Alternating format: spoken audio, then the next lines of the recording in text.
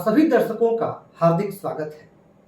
प्रिय दर्शकों, इस कार्यक्रम में बात होगी जन्म कुंडली में निर्मित होने वाले परिवर्तन राजयोग के बारे में।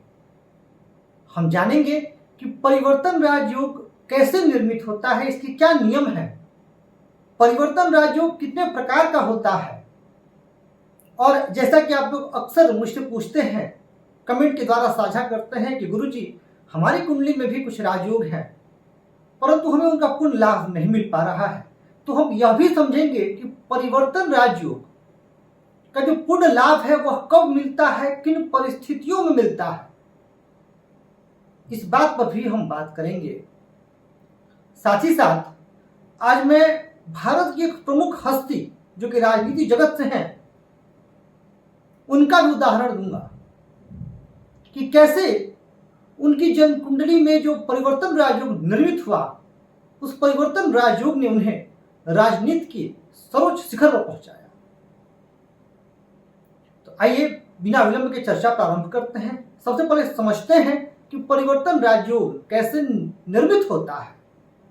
तो देखिए, परिवर्तन जैसा कि नाम से ही स्पष्ट है कि इसमें एक्सचेंज है, विनिमय है। अब परिवर्तन किसके बीच हो रहा है? तो दो ग्रहों के बीच हो रहा है। अब जैसा कि हम जानते हैं कि जो ग्रह होते हैं वो किसी न किसी भाव के स्वामी होते हैं, तो सिंपल सी बात है कि एक ग्रह दूसरे ग्रह के भाव में जा रहा है और वह जिसके भाव में जा रहा है वह ग्रह पहले ग्रह के भाव में आ रहा है। आपको समझाने के लिए मैंने एक उदाहरण लिया है काल पुरुष की कुंडली का। मेष लग्न की कुंडली है। हम लोग एक एक करके उदाहरण तो पहले समझ लेते हैं, इसके बाद इसका फल बताऊंगा और यह कितने प्रकार का होता है यह भी बताऊंगा। तो देखिए, जैसा कि हम देख रहे हैं कि यहाँ मेष लग्न की कुंडली है। अब ध्यान से सुनिएगा, मेष लग्न है। अब लग्न में राशि क्या है? लग्न में राशि है मेष। ठीक, इसके स्वामी कौन? इसके स्वामी मंगल। मंगल कहाँ स्थित है हमें यह देखना है। तो मंगल स्थित है दशम भाव में, और दशम भाव में किसकी राशि? शनि की राशि। तो मंगल कहाँ आके स्थित हो रहा है? शनि के भाव में, क्योंकि यह दशम भाव शनि की राशि है तो शनि का भाव है। तो मंगल आ गए शनि की राशि में, शनि के भाव में, दशम भाव में। ये एक जो हमने पहली शर्त हमने समझ ली। अब आ जाते हैं हम शनि पर। अब जो ग्रह जिसकी राशि में जा रहा है, जो उसका स्वामी है, वो पहले ग्रह के भाव में आएगा। अब जैसे अब मंगल दशम भाव में बैठ के, दशम के स्वामी कौन? शनि। अब शनि कहाँ स्थित होने चाहिए? तो शनि स्थित होने चाहिए मंगल के घर में, यानी प्रथम भाव। यहां पर शनि स्थित हो गए। अब हमने देखा कि मंगल और शनि एक दूसरे के भाव में बैठ गए, यानी मंगल के भाव में शनि और शनि के भाव में मंगल। तो यह ग्रहों ने अपना भाव परिवर्तन कर लिया, स्थान परिवर्तन कर लिया। अब स्थान परिवर्तन करने से होता क्या है? एक छोटा सा उदाहरण देता हूं। मान लेते हैं कि आपको अपने मित्र के घर जाना है। आपका मित्र कहीं और किसी शहर में रहता है और संयोग से आपके मित्र को आपके शहर में आना है। बहुत पुरानी दोस्ती है आप लोगों की, या नहीं भी है फिर भी आना है। तो आप लोगों ने म्यूचुअली डिसाइड कर लिया कि ठीक है, मैं इस शहर में तुम्हारे यहां रुक जाता हूं, तुम्हारे घर पे, और तुम मेरे घर पे आके रुक जाना। अब आप जितने भी दिन रहेंगे उसके घर पे, अपने मित्र के घर पे, आप उसकी घर की देखभाल करेंगे अपने की तरह। सुरक्षा जो भी चीजें हैं जो घर में होती है, ठीक उसी प्रकार जो आपका मित्र है वह भी आपके घर की देखभाल करेगा। यानी इससे यह तात्पर्य निकलता है कि जब दो ग्रह स्थान परिवर्तन करते हैं एक दूसरे के घर में, तो वह भाव पुष्ट होता है, उसे वो अपने की तरह जो है ट्रीट करते हैं और उस भाव को बलि करते हैं। ये जो जनरल रूल है वो मैं आपको बता रहा हूं, एक्सेप्शन अभी बाद में। इसका अर्थ यह निकला कि वह भाव बलवान हो रहा है, वह भाव बलि हो रहा है, उसमें पुष्टता आ रही है, वो अच्छा फल देगा। इसीलिए कहा जाता है कि परिवर्तन राजयोग जब निर्मित होता है तब जातक के जीवन में ऊंचाई आती है। जिस भाव से और जिस ग्रह से यह निर्मित हो रहा है उसके कारकत्व में वृद्धि होती है। अब यहां देख लेते हैं एक बार। किस भाव और किस ग्रह से बन रहा है। जैसा कि मैंने कहा कि कारकत्व में वृद्धि होती है, तो इसे समझिए भी। अब मंगल आ गए दशम भाव में और लग्नेश है, दो भाव के स्वामी, जैसे लग्न के स्वामी और दशम में आ गए, दो भाव से संबंध। लग्न क्या है? लग्न हमारा शरीर है, स्वास्थ्य है, मन है, मस्तिष्क है, हमारा देखने का नजरिया है। दशम क्या है? दशम है राज्य, मान सम्मान, नौकरी। इन सारी चीजों को हम दशम भाव से जोड़ते देखते हैं। अब इन दोनों में वृद्धि होगी। ठीक ठीक उसी प्रकार शनि भी मान सम्मान के कारक लग्न में गए, यहां दोनों में वृद्धि होगी, यानी आपका स्वास्थ्य अच्छा रहेगा, मान सम्मान अच्छा रहेगा, पद प्रतिष्ठा, मान सम्मान, ये सब आप प्राप्त करेंगे अपने जीवन में। ये एक तथ्य हुआ, एक बात हुई जो परिवर्तन राजयोग में बनता है। तो ये बड़ा इंपॉर्टेंट हो जाता है कि परिवर्तन राजयोग किन भावों और किन ग्रहों से बन रहा है। अब यहां पर एक चीज आपने नोटिस की हो कि शनि यहां नीच के हैं, तो इसके साथ इसका भी प्रभाव होगा कि ग्रह किस राशि में है। हालांकि शनि का यहाँ नीचत्व भंग हो गया है। नीचभंग राजयोग के जो सूत्र हैं उनमें 2-3 सूत्र लागू हो जाएंगे, बता देता हूं कैसे। एक पहला सूत्र ये हो गया कि शनि जहां स्थित है उसके स्वामी केंद्र में, मंगल उच्च के केंद्र में। दूसरा सूत्र, मंगल ने स्वयं देख लिया। और तीसरा, जब परिवर्तन होता है तो स्वतः नीचभंग हो जाता है, तो यहां शनि बलवान हुए। अब जो शास्त्रों में परिवर्तन राजयोग की जो प्रकार बताए गए, महापरिवर्तन राजयोग, दैन्य परिवर्तन राजयोग और खल परिवर्तन राजयोग। खल और दैन्य को मैं राजयोग ना भी कहूं। अब इसको समझते हैं, इसका क्या अर्थ हुआ। अब देखिए, महापरिवर्तन राजयोग क्या है। तो जो महापरिवर्तन राजयोग है, जब केंद्र भाव के स्वामी, अब केंद्र भाव के स्वामी कौन कौन? 1, 4, 7, 10, ये चारों केंद्र भाव हैं, ये इनमें रहेंगे। साथ ही साथ त्रिकोण भाव के स्वामी, त्रिकोण भाव के स्वामी कौन कौन? पंचम और नवम, यानी 6, 4 और 2 6, ये 6 भाव के स्वामी। और साथ ही साथ धन भाव और लाभ भाव के स्वामी। धन भाव ये, लाभ भाव ये। अगर इनके स्वामी का इनसे परिवर्तन हो तो ये बनेगा महापरिवर्तन राजयोग। अब वो कैसे? जैसे कि मैंने अभी जो शनि और मंगल का आपको परिवर्तन बताया, ये क्या हुआ? ये बना महापरिवर्तन राजयोग। ठीक उसी प्रकार मान लेते हैं कि मंगल और शुक्र, ये भाव किसका है? ये भाव शुक्र का है।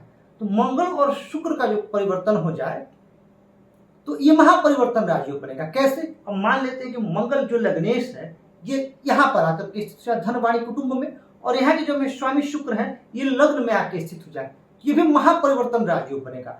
ठीक उसी प्रकार शनि, अगर शनि, अच्छा ये तो शनि का अपना ही भाव है, मंगल यहां आके स्थित हो जाए, यहां से मंगल यहां आके स्थित हो जाए और शनि यहीं स्थित रहे, तो भी यह महापरिवर्तन राजयोग बनेगा। यानी ये 4, ये 2 और ये 2, इनके बीच परस्पर परिवर्तन हो तो ये बन जाएगा महापरिवर्तन राजयोग। साथ ही साथ अगर अब एक और उदाहरण देता हूं जो मैंने गुरु और चंद्रमा का लिया है। गुरु कहां के स्वामी? भाग्य के, भाग्य भाव के स्वामी कहां आकर के स्थित हुए? केंद्र में, और उच्च के हैं। अगर ऐसा परिवर्तन किसी में लग जाए तो कहना ही क्या, अति श्रेष्ठ बन जाएगा ये, क्योंकि केंद्र और त्रिकोण का परिवर्तन है, जबरदस्त राजयोग देने वाला बन जाएगा। अब यहाँ पे गुरु उच्च के, और यहाँ के स्वामी चंद्रमा कौन? चंद्रमा, यहाँ के स्वामी चंद्रमा, और चंद्रमा आकर के स्थित हो गए भाग्य भाव में गुरु की राशि पर। तो चतुर्थेश और नवमेश का स्थान परिवर्तन हो गया, जबरदस्त राजयोग देने वाला बन गया ये परिवर्तन। और निसंदेह ऐसा जातक अपने जीवन में बहुत ऊंचाइयां प्राप्त करता है। तो महा को तो आपने समझ लिया। अब आते हैं दैन्य। दैन्य परिवर्तन क्या है जो शास्त्रों में बताया गया है? देखिए, 6, 8 और 12 ये भाव अशुभ माने जाते हैं जन्म कुंडली में। हालांकि पूर्व में चर्चा कर चुका हूं कि इनका भी बड़ा प्रमुख रोल है आज के समय में, क्योंकि ज्योतिष शास्त्र देश काल और परिस्थिति पर बड़ा निर्भर करता है। अब ये अगर हम देखें तो यहां के स्वामी कौन? छठे के बुध। बुध कहां जाकर के स्थित हुए? सप्तम भाव में, जो कि शुक्र की राशि। और यहां के स्वामी कौन? शुक्र, जो कि छठे में आकर के स्थित हुए, जो कि बुध की राशि। इन दोनों के बीच परिवर्तन हुआ, षष्ठेश और सप्तमेश का। अब कहा गया कि छठा, आठवां, 12वां का स्वामी किसी केंद्र या त्रिकोण या धन के स्वामी के साथ स्थान परिवर्तन कर ले तो यह दैन्य योग बन जाएगा, और यह दैन्य योग जीवन में संघर्षों को देने वाला बन जाएगा। जैसे अगर इसी केस को अगर हम ले, इसके स्टडी को अगर लेते हैं तो इसमें क्या होगा, इसमें यह स्थिति बनेगी कि वैवाहिक जीवन में कुछ अनबन, कुछ तनाव की जो है उपस्थिति रहेगी, क्योंकि छठा भाव रोग ऋण शत्रु का भाव है, तो परस्पर सामंजस्य का अभाव रहेगा, ऐसा शास्त्रों में बताया गया है। परंतु मैं जो व्यवहारिक और प्रैक्टिकल बात है वह भी आपसे करूंगा कि कब ये चीजें बदल भी जाती हैं। ये आपने समझ लिया दैन्य योग क्या होता है। अब खल, अब कहा गया खल भी, खल एक विभाजन खल को भी दिया गया कि खल परिवर्तन योग भी होता है। अब खल योग क्या होता है? अब खल योग तीसरे के स्वामी, तीसरे भाव के स्वामी का परिवर्तन यदि केंद्र, त्रिकोण या धन लाभ से हो जाए तो यह बन गया खल। ये छठे, आठवें और 12वें में जितना बुरा नहीं बताया गया है शास्त्रों में, लेकिन हाँ कहा गया है कि संघर्ष के बाद सफलता मिलेगी, सफलता निश्चित है, और ऐसे व्यक्ति अपने जीवन में सफल होते। इसका भी उदाहरण देता हूं। मान लेते हैं कि यहाँ के स्वामी बुध है और यहाँ के स्वामी है चंद्रमा। चंद्रमा यदि आपके बुध के घर में स्थित हो जाए, यहाँ पे तीसरे भाव में, और बुध आकर के यदि यहाँ स्थित हो जाए तो यह खल योग बन जाएगा। अब एक और जो है छूट गया बताना, आपको छूट क्या, जो ये तो 3 वर्गीकरण दिया गया है। अब जो एक और परिवर्तन होता है वह बता देता हूं। कई बार ऐसा होता है कि यहाँ और यहाँ के स्वामी, यहाँ और यहाँ के स्वामी में भी परिवर्तन बन जाता है। जैसे यहाँ के स्वामी बुध हुए, आकर के अष्टम में बैठ गए, और अष्टम के स्वामी मंगल हुए, वो आकर के बुध के घर में बैठ गए, तो यह भी परिवर्तन हुआ, और यह विपरीत राजयोग भी हुआ, क्योंकि छठे के स्वामी 8वें के, 8वें के स्वामी छठे आए, परिवर्तन दोनों कर रहे हैं। तो फिर दोनों उस भाव को बिगाड़ेंगे नहीं, उसमें कुछ अच्छा ही करेंगे, और यह परिवर्तन विपरीत राजयोग भी बन जाता है, परिवर्तन राजयोग भी बन जाता है, तो यह शुभ फलदायी हो जाता है और व्यक्ति को जीवन में सफलता देने वाला बन जाता है। हाँ, इस केस में लग्नेश का बलवान, हालांकि लग्नेश का तो देखिए कोई भी केस हो, बिना लग्न के बली हुए राजयोग का संपूर्ण फल नहीं मिल सकता। अब परिवर्तन राजयोग जब निर्मित होता है तो उसका लाभ कब मिलता है, कैसे मिलता है, इसके बाद उदाहरण दूंगा। देखिए, अब मान लेते हैं कि धनेश और चतुर्थेश में परिवर्तन हो रहा है, धन और सुख भाव में। तो सबसे पहले हम यह देखेंगे कि जिन ग्रहों में परिवर्तन हो रहा है वो किस राशि में है। अब जैसे यहाँ मंगल बहुत बलवान है, अगर अपनी उच्च राशि में है, स्व राशि में है, जैसे यहाँ गुरु बहुत बलवान है अपनी उच्च राशि में, तो निसंदेह बहुत अच्छा फल मिलेगा। उस उच्च के ग्रह की जो कारकत्व की जो क्वालिटीज है वह जातक में होंगी, और उसका संपूर्ण लाभ तब मिलेगा जब उससे जो संबंधित ग्रह परिवर्तन कर रहा है उसकी महादशा और अंतर्दशा आएगी, तो विशेष लाभ मिलेगा। हाँ, ऐसे जीवन स्तर जो है वो तो अच्छा होगा ही, ये आपने समझ लिया। दूसरी बात, अगर मान लेते हैं कि ग्रह नीच का है, परिवर्तन कर रहा है, उसका नीचभंग होता है, परंतु उस ग्रह का क्या कारकत्व है, उस ग्रह की क्या टेंडेंसी है। जैसे यहाँ शनि है, अब शनि यहाँ लग्न में आकर के स्थित हो गए, तो अब शनि अच्छा फल देंगे जीवन में, पर शनि का स्वभाव क्या है, शनि का स्वभाव है धीरे धीरे फल देना। तो जीवन में जो तरक्की होगी, जो उत्थान होगा, जो उन्नति होगी, वह धीरे धीरे होगी। ये आपने समझ लिया कि लाभ और फल कब मिलता है। हाँ, अंश जो डिग्री है, डिग्री में भी ग्रहों का बलवान होना जरूरी है। ये आपने समझ लिया कि ग्रह परिवर्तन योग का लाभ जीवन में कब मिलता है। अब आपको एक उदाहरण दे देता हूं। यदि आप भारत के पूर्व प्रधानमंत्री स्वर्गीय श्रीमती इंदिरा गांधी जी की कुंडली देखेंगे तो उनकी जन्म कुंडली में कोई बहुत बड़े बड़े राजयोग, विशेष राजयोग जो है मौजूद नहीं, सिर्फ एक जबरदस्त राजयोग, यही परिवर्तन राजयोग उपस्थित है, और उसमें 6 ग्रह शामिल हैं, और ये बहुत रेयर होता है।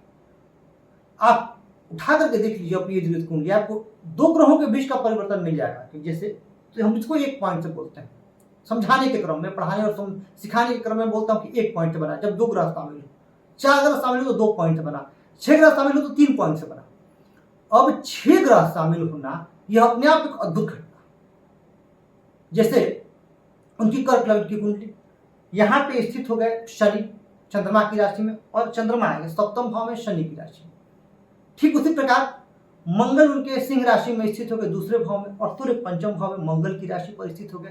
तो शनि चंद्रमा सूर्य मंगल, साथ ही साथ छठे के स्वामी उनके बन जाते हैं कुंडली में बृहस्पति, जो कि लाभ भाव में चले गए शुक्र की राशि में, और शुक्र आ गए जो है उनके छठे भाव में बृहस्पति की राशि में।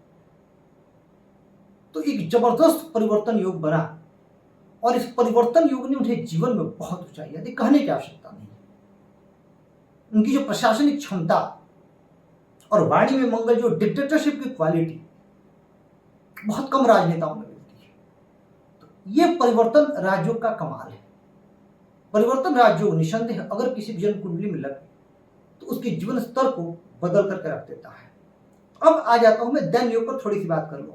देखिए, दैन योग के बारे में कहा गया कि वो उतना सुख फलदायी नहीं, परंतु जो आजकल का जो मैं परिवेश देख रहा हूं, प्रैक्टिकल जो चीजें मुझे दिखाई दे रही हैं, दैन योग भी कई लोगों की जन्म कुंडली में शुभ फल जो है मैंने देखा है कि उन्हें मिला है दैन योग होने के बावजूद भी। क्योंकि देखिए, अब जैसे छठे भाव की अगर बात करें तो छठा भाव को हमारे प्राचीन शास्त्रों में अशुभ बताया गया, परंतु मैंने क्या कहा, ज्योतिष शास्त्र देश काल और परिस्थिति पर बहुत निर्भर करता है। तो आज के समय में छठे भाव की उपयोगिता बहुत ज्यादा है।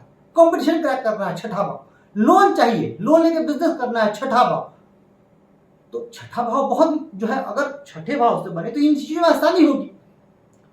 चुनाव लड़ना है, प्रतिद्वंदी पर हावी होना है, तो छठा भाव। अब जैसे इंदिरा गांधी जी की कुंडली में कहा छठा और लाभ, तो कौन प्रतिद्वंदियों से लाभ, अपने विरोधियों से लाभ। विरोधियों से लाभ कब होगा, जब वो हारेंगे।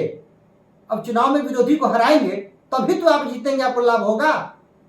आप एक वकील हैं, एडवोकेट हैं, जो आपके ओपोनेंट वकील है, जो आपके अगेंस्ट खड़ा है, आप उसको अपने आर्गुमेंट से डिफीट करेंगे तभी तो आप जीतेंगे।